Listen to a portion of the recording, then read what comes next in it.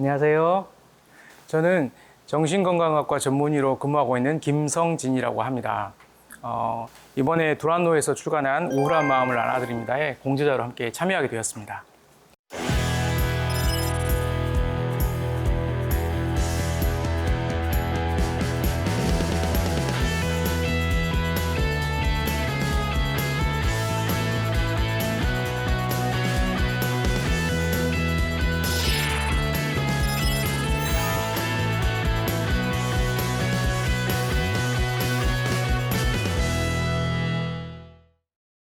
아까 계속 제가 이제 정신건강의학과라고 했는데 원래는 사실은 여러분도 아시다시피 정신과였거든요. 그래서 이제 정신과라는 용어가 그 느낌이 이제 좀 정말 이상한 사람들, 누구나 봐도 조금 그런 분들이 가는 병원이라는 생각을 많이 하셔가지고 거부감이 심했기 때문에 저희 학회에서 이제 용어를 바꿨습니다. 그래서 정신과가 아니라 정신건강을 모두 책임지는 그 과라고 해가지고 정신건강의학과라고 이름을 바꿨는데요. 너무 길어가지고 혹시 앞으로 제가 이렇게 정신과라고 얘기를 하면 그 정신건강의학과랑 같은 말이구나 이렇게 생각해 주시면 되겠습니다. 지난주에 김 선생님께서 이제 그 마음에 대한 이야기 되게 많이 해주셨거든요. 마음과 무의식에 대한 이야기, 그리고 마음이 주위로부터 어떻게 분리되어져 나오는가에 대한 그런 이야기를 많이 해주셨는데 저는 오늘 마음보다는 몸에 대한 이야기를 많이 할 것 같아요. 마음의 증상을 일으키는 몸의 변화들, 그리고 마음의 증상을 일으키는 가장 핵심적인 우리 뇌의 기관인 뇌에 대해서 오늘 이야기를 많이 하게 될 것 같습니다. 몇 년 전에 저하고 이렇게 되게 친하게 지내시는 한 목사님께서 이렇게 연락이 왔어요.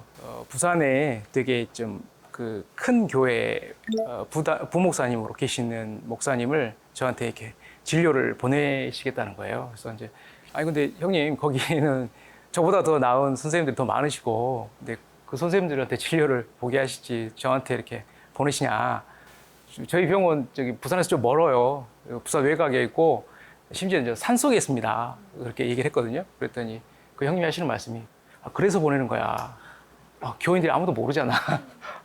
교인들 눈치가 되게 보이는가 봐요. 그래서 목사님께서 이제 굉장히 먼 저희 병원을 방문해 주셨어요. 그래서 이제 같이 진료를 하고, 한 2-5달 정도 약을 드시게 하고 같이 상담을 해서 좋아지셨는데요. 목사님께서 당신이 가진 그런 마음의 증상들을 이렇게 치료받기 위해서 이렇게 비밀스럽게 작업을 해야 될 정도로 아직 우리 성도들에게 있어서 우리 정신과는 좀 이렇게 좀 멀리 있는 것 같아요. 그래서 그 목사님을 통해서 저희가 이제 깨달은 게 몇 가지가 있는데, 첫 번째는 이제 저희 정신질환이 대부분 스트레스하고 같이 오거든요. 그래서 이제 많이 힘든 상황들이 이렇게 이루어지다 보니까 잠도 못 자게 되고 또 우울증 같은 병도 오게 되고, 그러니까 대부분 이게 스트레스 때문이다라고 생각을 하셔요. 그러니까 스트레스가 나한테 왔으니까 내가 이거를 스트레스 극복해야지. 신앙으로 극복해야지. 말씀으로 극복해야지. 찬양으로 극복해야지. 기도 열심히 해서 극복해야지. 이렇게 생각하셔서 정신과를 잘 안 오시는 것 같아요. 근데 잘 생각해 보면 이제 그분이 호소하셨던 스트레스가 형제 간에 좀 갈등이 좀 있으셨고, 또 경제적인 문제에 대한 호소를 좀 하셨어요. 근데 생각해 보시면 그런 스트레스 없는 사람 없잖아요. 그 얘기를 들으면서도 나도 그런데 우리 형님도 그러신데 이렇게 비슷한 스트레스가 사람들에게 이렇게 주어지고 갔는데, 어떤 사람은 마음의 증상들로 고통을 받게 되고, 또 어떤 사람들은 뭐 그저 그렇게 이제 병 없이 살아가게 된다는 말이죠. 그러니까 스트레스가 정신질환의 전부는 아니다. 그걸 아시는 게 되게 중요할 것 같아요. 비슷하게 예를 들자면 비슷한 조건에 있는 방에서 같이 잠을 자는데 어떤 사람은 감기에 걸리고 어떤 사람은 감기에 안 걸리잖아요. 그런 것처럼 어떤 사람은 약간 그 질환에 취약성이 있는 경우가 있습니다. 그래서 마음 질환도 마찬가지로 어떤 경우에는 좀 마음의 증상들이 잘 나타나시는 분이 계시고 잘 안 나타나시는 분도 계시고, 이렇게 생각하시면 좋을 것 같아요. 근데 병원에 가는 것은 감기에 걸린 사람이 가는 거잖아요. 그러니까 이제 우리도 똑같은 조건에서 마음의 증상이 생겼다 그러면 그분이 병원을 이용하셔서 빨리 치료받으시면 좋겠다. 제가 이렇게 말씀드리고 싶고요. 또 한 가지 이 목사님께서 좀 또 중요한 것 중에 하나는 뭐냐면 약에 대해서 굉장히 거부주의였었어요. 그래서 이제 상담만으로 좀 치료를 받을 수 없냐, 당신께서 자주 오실 수 있으니까 좀 잘 상담을 해주시면 나을 수 있지 않을까. 근데 이제 우울증에도 이제 증상이 경중이 있거든요. 그래서 경한 경우에는 저희도 이제 약보다는 이제 활동이라든지 상담이라든지 다른 활동들을 격려해 드리는데, 이 목사님은 이미 수면도 좀 안 좋아지시고 또 여러 가지 몸의 변화도 오고 그래가지고 좀 투약이 꼭 필요하셨던 분이셔요. 그래서 이제 제가 이제 투약의 필요성에 대해서 말씀을 드리고 설명을 드렸습니다. 근데 이제 마음의 증상인 우울이나 불안 같은 것들을 이렇게 약으로 치료한다는 것에 대해서 약간 거부감이 있으신 것 같아요. 근데 이제 사실 그건 좀 이해가 됩니다. 왜냐하면 저희가 정신과잖아요. 이제 내과나 외과 다른 의사들도 마찬가지로 이 정신과 약들에 대한 거부감이 상당히 심합니다. 그래서 분명히 약이 도움이 될 건데도 저희가 권해드리면 잘 안 먹으려고 그러고 자신들도 처방을 잘 안 해요. 뭔가 좀 이상이 있을 것 같고. 근데 사실은 저희 정신과 약들이 굉장히 발전을 많이 했어요. 그래서 부작용도 별로 없고 효과는 굉장히 좋게 지금 개발이 많이 돼 있거든요. 그래서 투약을 하시면 훨씬 더 빨리 증상을 개선시키고 마음의 그 고통으로부터 벗어날 수 있거든요. 근데 이제 마음의 고통이라는 것이 스트레스만의 원인이라고 생각하기 때문에 약으로 그걸 변화시킨다고 생각을 못 하시는 것 같아요. 네.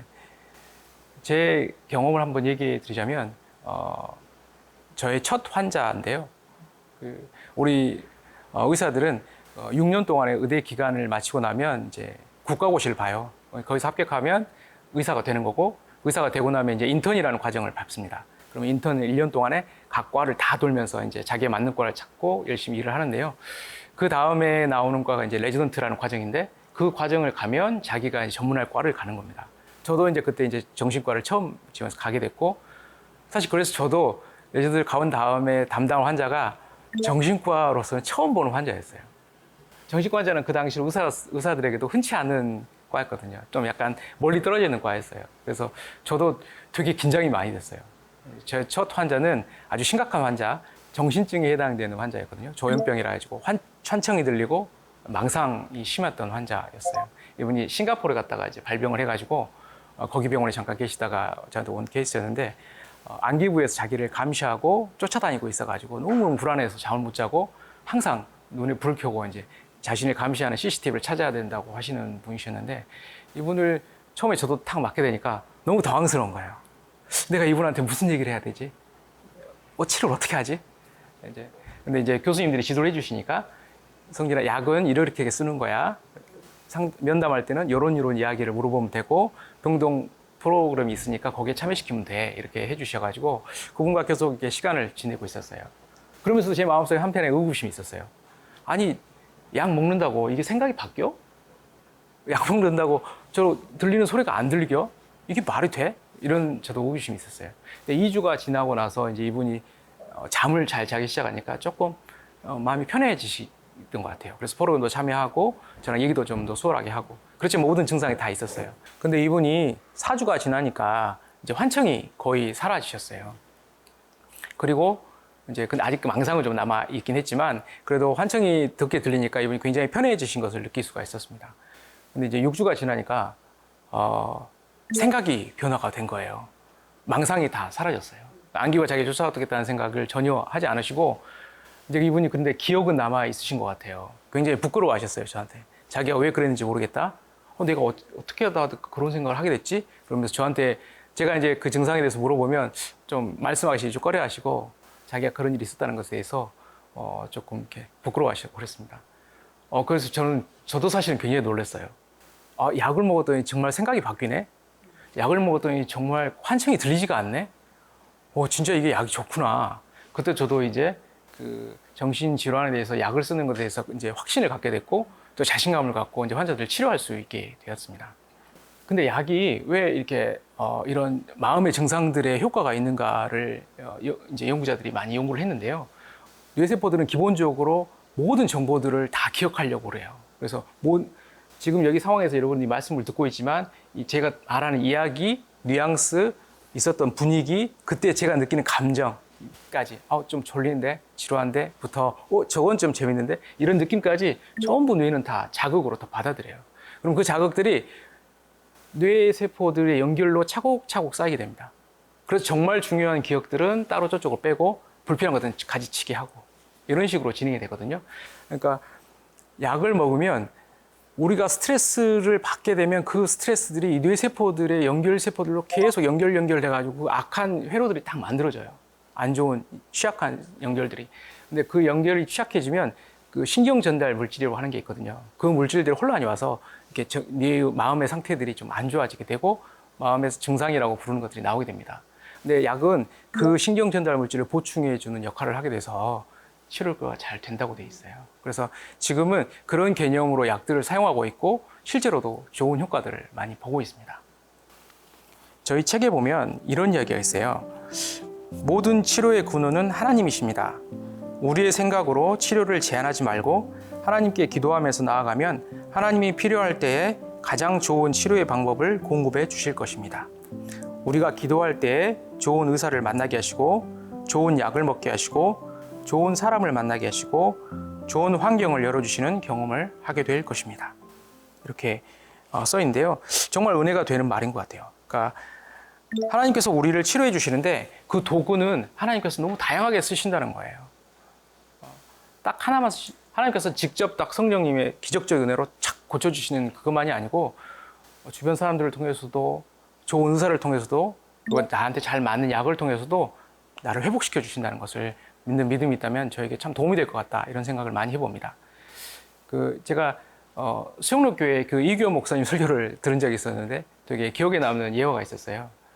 선교사로 나가게 된 선교사님 계시다는데 이제 그분이 우리 환경이 좋지 않은 오지로 나가게 되셨대요. 그래서 이제 이분이 좀 도움이 될까 해서 급하게 이제 수지침을 배웠답니다. 그래서 수지침을 배워서 이제 선교지에서 쓰려고 가서 이제 했더니 예성외로 너무 수지침이 효과가 좋았대요. 그래서 놀 때 너무 병들이 다 치유가 되고 너무 잘 나았다는 거예요. 그래서 이 선교사님이 너무 기분이 좋아가지고 나중에 한국에 왔을 때 이제 이걸 보고를 했다는 거예요. 교회에 이렇게 신유의 은사들이 많이 발현이 되고 이런 역사가 있었습니다. 이제 그 보고를 하고 났더니 그 교회에 있던 환자분들이 그 선교사님을 찾아서 이제 오게 된 거죠. 나도 좀 놔줘라. 나도 좀 치료를 해줘라. 그래서 이분이 자기가 알고 있는 수지침 지식으로 열심히 침을 놨다는 거예요. 근데 잘 낫지 않더라는 거예요. 그래서 이규호 목사님 하시는 말씀이 이렇게 우리의 시스템이 잘 갖추어진 곳에서는 병원에 가세요. 성령님께서 복음의 전파를 위해서 특별하게 개업하시는 곳에서 그런 기적이 일어나는 것이지 이렇게 병원이 잘 돼 있고 우리가 잘 돼 있는 곳에서 그런 기적이 일어나기 쉽지 않다. 병원 가세요. 이렇게 말씀하시는 거였어요. 저는 되게 그 이야기를 듣고 너무 마음이 좋았어요. 왜냐하면 사실은 마음 질환이 있으신 분들이 항상 성령님께서 특별하게 개입해 주셔가지고 낫게 해주실 거라는 그런 믿음이 좀 있으셔서 그러니까 기도하고 좀 안타깝기도 해요. 물론 그 기도가 이렇게 하나님께서 들으시겠지만 아마 그렇게 응답하실 것 같아요. 야, 너 옆에 좋은 의사 있어. 그 옆에 정말 좋은 병원 있거든. 거기 가봐도 되거든. 이렇게 말씀하실 수 있을 것 같아요. 제가 신명기에서 좀 이렇게 제가 의미 있게 듣는 구절이 있는데 뭐냐면 이스라엘 백성들이 만나를 40년 동안 먹었잖아요. 근데 이들이 가나안 땅에 딱 들어와서 그 땅에 있는 소산을 먹자마자 이제 만나가 그친 거예요. 근데 생각해 보면 거기 가도 가난한 사람이 있을 거고 먹기 힘든 사람도 있을 거 아니에요. 그럼 하나님께서 계속 만나를 주셔도 될 텐데 만나를 그냥 그쳐버리세요. 하나님께서 이제 만나 대신에 뭘 주시냐면 이른 비와 늦은 비를 주시죠. 그래서 니네가 농사지어서 먹고 살아. 그러면 만나보다 훨씬 더 많은 풍성한 곡식, 풍성한 과일들이 니들을 배부르게 하고 맛있게 해줄 거야. 이렇게 해주시는 거예요. 하나님께서 우리에게 굉장히 다양한 은혜들을 우리에게 주셨는데 우리는 그것들을 다 거부하고 그냥 하나님 만나만 주세요. 하나님께서 직접 주시는 만나만 주시면 그것으로 충분해요. 라고 말하는 것은 아닌가? 이런 생각이 좀 들어서 가끔은 좀 안타까울 때가 있어요. 특히 저희 정신과는 그런 경우가 정말 많습니다. 환자분들이 많이 좋아지시더라도 재방문을 하지 않는 경우도 되게 많아요. 특히 크리스천들은 많이 좋아지시더라도 이제 다 좋아졌으니까 이제 다시 교회에서 이제 기도하시고 또 이렇게 말씀 보고 믿음으로 이제 극복해 내시려고 그렇게 하시는 경우가 되게 많습니다. 그래서 다시 재발하는 경우가 진짜 많거든요. 그래서 우리 교인들이 하나님께서 우리 병원을 통해서도 역사하시고 고쳐주신다 이런 믿음이 있었으면 좋겠고 우리 정신의학이라는 것도 하나님께서 우리에게 주신 귀한 선물이고 은혜이고 은총이라는 거 꼭 기억해 주셨으면 좋겠다 이런 생각이 듭니다.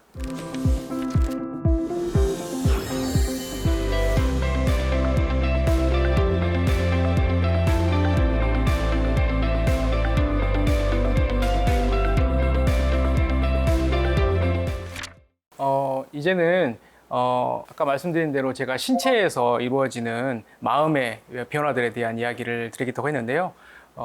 뇌의 변화에 따른 우리 마음의 증상들, 그리고 뇌의 질환인, 대표적인 질환인 치매가 어떻게 마음의 증상들을 일으키는지를 보면서 우리 정신 건강의 문제들이 뇌하고 연관되어 있다는 것을 여러분께 설명드리고, 또 그 뇌를 건강하게 증진시키는 방법을 알려드리면서, 또 그러면 또 마음의 건강도 지켜지는 것을 여러분들에게 알려드리려고 합니다.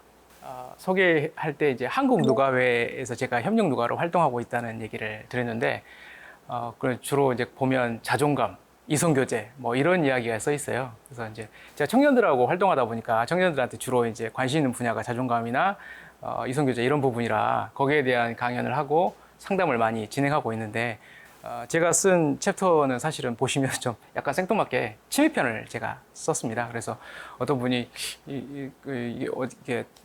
여기에 대한 이유가 뭐냐 이렇게 물어보신 분이 있어가지고, 가장 큰 원인은요, 첫 번째 이유는 제가 지금 가장 많이 보고 있는 환자군이 치매 환자분입니다. 이제 병원에 근무하게 되면 입원이 필요한 좀 중증 환자들을 보게 되거든요. 그러면 치매 어르신들 중에 아주 안 좋은 분들, 이런 분들을 제가 이제 많이 보게 되는데, 특히 요양병원도 옆에 같이 있어서요, 치매 어르신들 제가 많이 보고 있습니다. 그래서 치매 어르신들 지금 제가 주로 많이 보고 있는 환자군이기 때문에 이제 제가 치매를 쓰게 됐고요. 또 개인적으로도 사실 치매라는 질환을 제가 굉장히 좀 치료를 하기를 좋아합니다. 왜냐하면 약 효과가 되게 좋아요. 잘 나와요. 젊은 분들 우울증 치료는 되게 좀 시간이 걸린다고 되어 있거든요. 그냥 1주에서 2주 이상 약을 쭉 드셔야 약간의 변화가 있는 걸로 나오는데, 우리 치매 어르신 같은 경우에는 한 번 투약으로도 금방 효과가 나오는 경우도 있거든요. 그래서 개인적으로 성격이 급한 저에게는 이 치매 어르신들을 빨리 회복시키는 것이 자신감이 높여주는 그런 기회가 돼서 치매 어르신들을 제가 많이 보고 있고, 그래서 치매 파트를 제가 쓰게 되었습니다. 그리고 또 한 가지는 이제 우리 외래 보시는 다른 저자 선생님들께서 치료적 상담을 많이 하고 계세요. 근데 저는 이제 청년 상담은 질병 이전이라서 좀 간단해요. 근데 이제 질병을 가지신 분들하고 상담하는 거는 우리 다른 저자님들이 훨씬 더 저보다 잘하시기 때문에 그분들이 책을 쓰시고, 저는 지금 제가 보는 치매 파트를 쓰게 되었습니다. 오늘은 이번에는 마음에 대한 이야기 좀 해볼게요. 마음은 저번 시간에 김선생님께서 많이 얘기해 주셨지만, 제가 드리는 마음의 관점은 뇌에서 보는 마음의 관점입니다. 마음은 생뚱맞게 땅 곳에 있는 곳이 아니고 뇌 안에 있다는 거예요. 예전에는 우리가 심장 혹시 있는 거 아니야? 이렇게 생각할 수도 있었습니다. 왜냐하면 우리가 스트레스 받으면 막 심장이 뛰잖아요. 툭툭 뛰니까 심장에 무슨 스트레스와 연관된 자극이 있나 봐. 근데 어떤 분들은 난 심장은 잘 안 뛰는데 소화가 잘 안 돼. 그래서 위장에 있는 거 아니야? 이렇게 말씀하신 분도 있었습니다. 근데 이제 해부학이 발달하고 또 의학이 발전하면서 이제 마음의 증상들은 다 뇌에서 일어나는 거구나라는 것을 거의 대부분 공감하고 있는 것 같아요. 뇌에 증상이 생기고 문제가 생기면 마음의 증상들이 나타나게 되거든요. 뇌는 여러분들이 잘 아시다시피 이렇게 두꺼운 우리 머리뼈에 감춰져 있고요. 한 1.5kg 정도 된다고 되어 있고, 말랑말랑한 두부처럼 되어 있습니다. 굉장히 작은 거죠. 근데 이제 그 뇌의 가장 주된 기능은 뭐냐면 몸을 움직이는 거, 그리고 몸에 있는 감각들을 느끼는 거, 이런 것들이 첫 번째 가장 먼저 알려진 기능이었어요. 그래서 우리가 혹시 중풍이라고 부르는 뇌졸중이 생기면 그런 기능들이 마비가 되죠. 그래서 움직임이 안 좋아지고 또 감각들이 떨어지고 이런 것들이 되게 되고, 그런 질환이 생기면 우리가 이제 신경과라고 부르는 과에서 환자를 진료하게 됩니다. 근데 뇌의 다른 기능들은 아까 말씀드린 마음의 기능들입니다.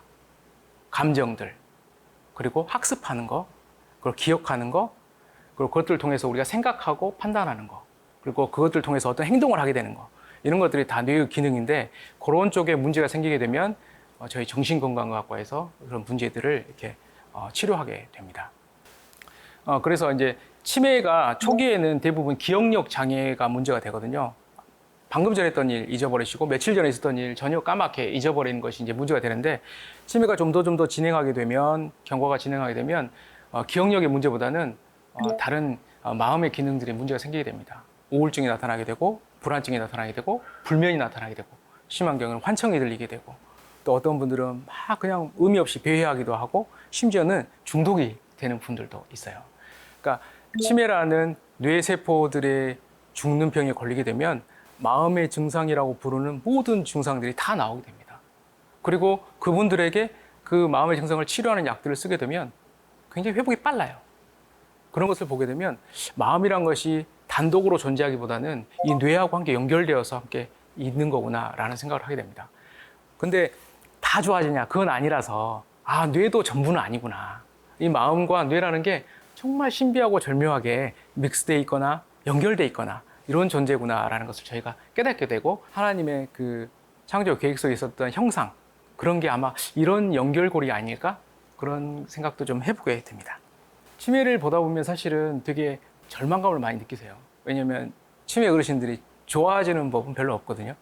10에서 15년 동안 꾸준히 악화되는 경과를 밟아요. 그래서 이게 낫는 것도 아니고 뭐 의미 없어 보이는 삶을 그렇게 쭉 오랫동안 사시는 것에 대해서 절망하시는 분도 되게 많은데 저는 되게 그래도 저한테는 의미가 있어요. 왜냐하면 저는 갔을 때 환자분들한테 되게 밝게 해요. 할아버지 할머니들한테. 왜냐하면 이 기억이라는 게 뇌가 죽는 것도 순서가 더 많이 발전된 부분들. 그러니까 학습하고 기억하고 판단하고 이런 기능들이 먼저 없어지고 그다음에 감정을 느끼고 화나고 이런 기능들이 좀 늦게까지 남아있거든요. 그러니까 제가 가서 어르신들한테 무슨 얘기를 해줘도 그걸 기억 못해요. 근데 느낌, 저놈이 왔더니 그래도 뭔가 웃는 일이 있었어.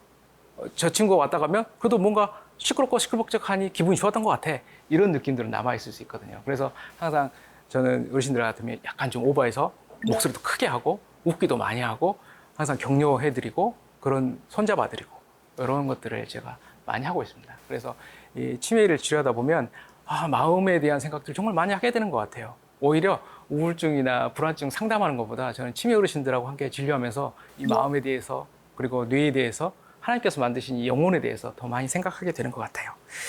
이번에는 치매에 덜 걸리기 위한 예방책으로 제가 설명드리는 것들에 대해서 알려드리도록 할게요. 이건 뇌의 기능을 더 증진시키는 그런 활동들인데요. 뇌는 아까도 말씀드렸다시피 모든 자극들을 다 기억하고 싶어 해요. 그러니까 뇌는 많이 배우고 싶어 해요. 많이 담고 싶어 하고. 그게 기본적인 뇌의 속성이에요. 그래서 뇌를 기쁘게 해주려면 뇌의 건강을 증진시키려면 많이 활동해야 돼요. 특별히 제가 3가지 활동을 말씀드렸거든요. 첫 번째 정신적 활동. 정신적 활동이라 하면 가장 대표적인 게 공부입니다. 뇌는 배우고 싶어 합니다. 그래서 우리가 새로운 것을 배우면 뇌가 깨어나기 시작해요. 우리 주인이 아무것도 안 배워. 우리 주인이 머리를 안 써. 그러면 뇌세포들은 이제 더 이상 배움은 없어. 난 쓸모가 없어. 그래서 그 기능들이 죽기 시작해요. 그럼 치매가 더 빨리 옵니다. 그래서 저희가 새로운 것을 다시 공부하게 되면 뇌가 각성을 하게 돼요. 우리 주인이 다시 공부하기 시작하네. 새로운 것을 배우네. 그럼 나 좀 더 기능을 해야 되겠네. 그래서 뇌세포들이 더 건강하게 자신을 유지할 수 있게 됩니다. 두 번째 활동은 신체 활동입니다. 아까 내가 말씀드렸지만 뇌가 배우기를 좋아하지만 이 공부나 이런 것뿐만이 아니고요. 나에 대해서도 배우는 걸 되게 좋아해요. 내 몸이 움직일 때의 느낌, 내 몸을 스쳐가는 바람, 내게 늘리는 향기 이런 것들에 대해서 이 뇌는 다 기억하고 싶어요. 그래서 몸을 써서 이렇게 막 움직일 때마다 내 몸이 어떻게 움직였는지 그리고 그 움직일 때 내 기분은 어땠는지 어디가 아팠는지 이런 것에 대해서 계속해서 이 뇌는 계속 그 자극을 받고 싶어해요. 그래서 몸을 쓸 때마다 뇌세포를 자극한다고 생각하시면 돼요. 또 어떤 데 보면 뇌 건강을 위한 어떤 운동들이 따로 있는 것처럼 광고하는 곳이 있어요. 그렇지 않습니다. 모든 육체적 활동들, 운동들이 뇌세포를 계속해서 자극하는 그런 활동들이 되기 때문에 작은 거라도 계속해서 활동을 하시면 좋을 것 같아요. 유산소 운동도 좋고 근력 운동도 좋고 스트레칭도 좋고요. 이런 활동들을 하게 되면 훨씬 뇌세포들이 건강하게 오랫동안 유지될 수가 있습니다. 그리고 세 번째는 사회적 활동을 증가시키는 거예요. 우리 뇌는요, 세포가 한 1000억 개 정도 된답니다. 너무너무 많죠. 1000억 개 정도나 된대요. 근데 그 1000억 개 정도가 서로 연결을 맺고 있는데 그 연결은 또 500조가 넘는다네요. 너무너무 많은 연결을 하고 있어요. 그러니까 우리 뇌세포 자체는 배우고 싶어 하면서 연결하고 싶어 해요. 그래서 우리가 관계적 존재인 것이죠. 하나님께서 우리를 하나님의 형상으로 만들었다고 할 때 하나님과 우리가 교제가 가능한 존재로 만들었다는 의미잖아요. 우리 뇌세포가 딱 그거예요. 너무 교제하고 싶어요. 연결되고 싶어요. 그래서 사회적 관계를 끊고 혼자 지내기 시작하면 뇌세포들이 죽기 시작해요. 그래서 훨씬 치매가 잘 옵니다. 그래서 우리 우울증 같은 경우에 치매 발병률이 3배가 더 높다고 그래요. 그러니까 우울증을 빨리 치료하는 것이 치매 예방에도 도움이 된다고 돼 있기 때문에 저희가 활동을 많이 하면 좋을 것 같아요. 근데 제가 이거 말씀드린 거 있잖아요. 공부하는 거, 그다음에 몸 쓰는 거, 그다음에 사회 활동하는 거, 공동체 활동하는 거잖아요. 어디서 많이 들어본 거 같지 않아요? 다 우리 교회에서 하는 것들이에요.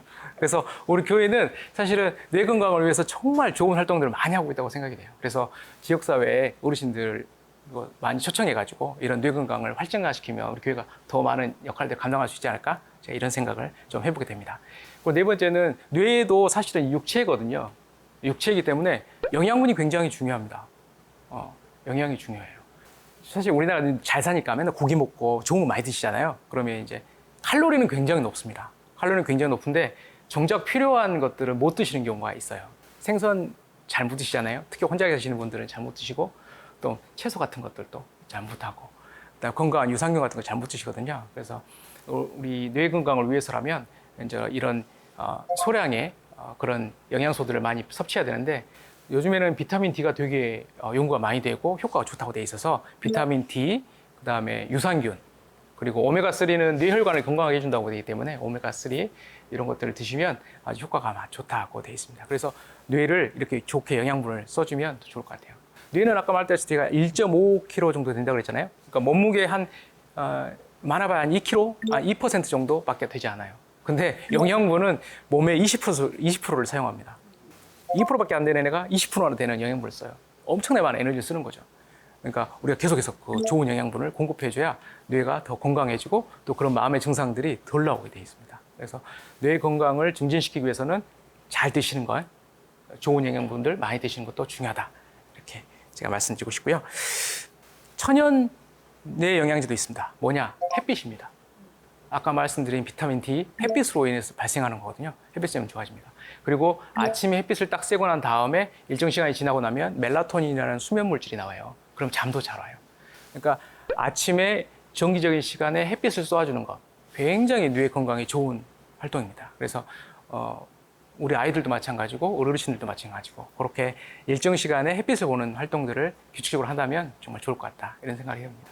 그리고 제가 마지막으로 또 한 가지 뇌 건강을 위해서 여러분들에게 말씀드리고 싶은 것은 바울이 데살로니가 전서에서 말씀한 건데요. 항상 기뻐하라, 쉬지 말고 기도하라, 범사에 감사하라 입니다. 이거는 뇌 건강에 정말 좋은 활동인 것 같아요. 중독 아시죠? 중독? 중독편 아까 이제 쓰신데 제가 중독편을 읽어보면 중독이 뭐냐면 기쁨을 계속 느끼고 싶어 하는 거예요. 계속 기쁘고 싶은 거예요. 그것도 강한 기쁨을. 그게 중독이거든요. 근데 이제 우리가 뇌한테 가르쳐 주는 거예요. 뭘 가르쳐 주냐면 우리 일상에 기쁜 것들이 많아. 꼭 그거 아니어도 기쁜 거 되게 많아. 라고 가르쳐 주는 거예요. 그래서 이것도 기뻐하고 저것도 기뻐하고 이것도 기뻐하면 이것도 기쁜 거였어? 이것도 기쁜 거였어? 그러면서 중독을 예방할 수가 있어요. 그래서 기쁨의 뇌 회로를 만들면 중독에서 조금 예방할 수 있는 효과가 있다. 너무너무 감사한 걸 그렸던 것 같아요. 두 번째로 쉬지 말고 기도하라고 하잖아요. 우리가 왜 불안한가요? 혼자 있으니까. 혼자 될까봐. 그리고 내가 죽을 때 누가 아무도 안 도와줄까봐. 단절될까봐. 이런 게 불안한 거거든요. 근데 기도는 어때요? 항상 하나님 나와 함께 하신다는 것을 깨닫게 해주죠. 항상 하나님이 나와 연결되어 있고 죽음마저도 나와 하나님을 분리시킬 수 없다는 그런 확신을 주잖아요. 기도의 뇌 회로를 만들어 놓으면 불안을 예방할 수가 있을 것 같아요. 너무 좋은 말씀인 것 같아요. 세 번째로 범사에 감사하라는 것은 우리가 왜 우울할까요? 없으니까요. 남들은 다 있는 것 같은데 내가 없으니까요. 너무 억울하잖아요. 왜 나만 없지? 왜 내 것만 뺏어가지? 쟤는 다 있는데? 이래서 마음이 우울해지는 거거든요. 이것도 감사해? 저것도 감사해. 하나님 이것도 주셨어. 하나님 이것도 주셨어? 이것도 주셨어. 감사해. 감사해. 감사해. 이런 감사의 뇌 회로를 돌리게 되면 우울을 예방할 수 있는 효과가 있습니다. 이것도 감사하게 되고 저것도 감사하게 되고. 그래서 바울이 데살로니가 전서에서 우리에게 보여주신 이 영적인 영양제들이 우리에게 굉장히 큰 도움이 되겠다 이런 생각을 제가 해보게 되었습니다.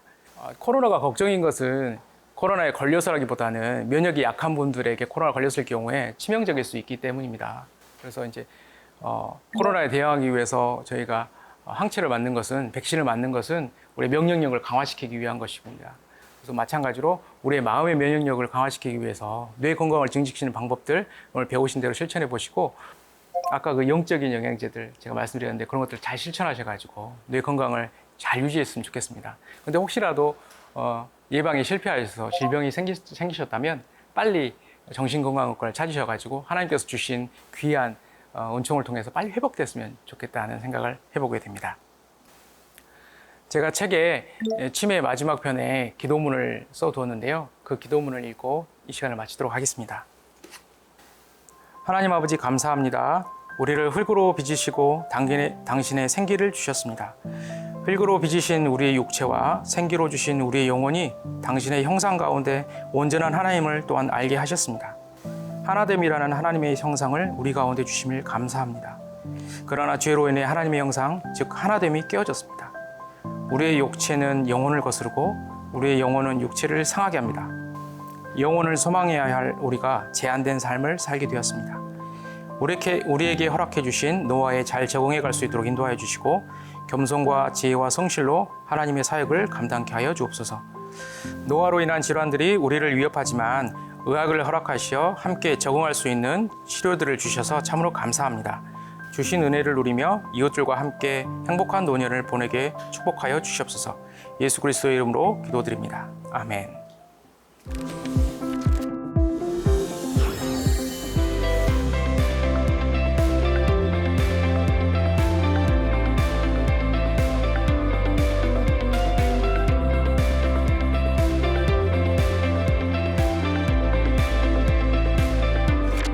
오늘은 처음에 마음에 대한 이야기에서부터 시작해서 그 마음이 뇌와 연결되어 있다는 얘기를 해드렸고요. 그 뇌에서 작용하는 모든 일들이 우리 마음의 증상들을 일으킨다. 그래서 뇌가 회복되면 마음도 회복될 수 있으니까 약도 좋은 치료가 될 수 있다라는 거 말씀드리고, 그래서 뇌를 건강을 증진시키는 방법들 여러분들께 알려드리고, 그걸 통해서 마음의 건강들이 증진될 수 있다는 거 오늘 제가 말씀드렸던 것 같아요.